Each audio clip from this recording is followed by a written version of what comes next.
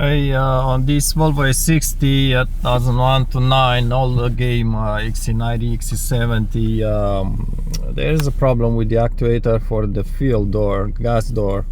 I did replace mine once, twice I think, tried to fix it, and when you press the button you get a message saying fuel hatch unlocked, but it still doesn't unlock. So this is what to do.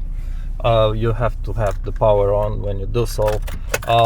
It really depends on how you feel about this, but this is what I like to do.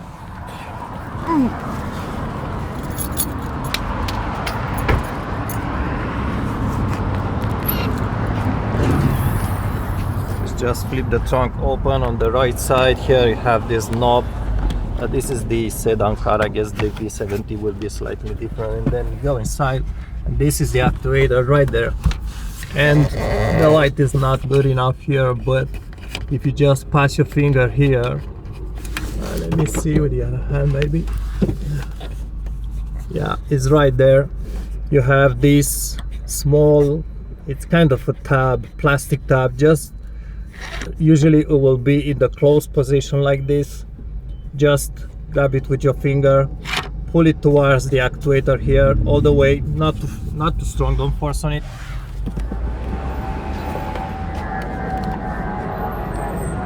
And this way the fuel door is open. Basically I will leave mine like this. You can even disconnect that guy from there to make sure it doesn't close again. It has two tabs on each side, so it's a little bit tricky to disconnect. Just pull here and pull behind at the same time and pull the connector, and just stays. I will just leave mine disconnected, open all the time. Nobody's messing with my car in this area. But if you don't feel safe, maybe it's not your thing, but other than that, just leave it like this all along. I will just leave it like that and not mess with it any longer. It won't look, but again, nobody will mess with these cars here.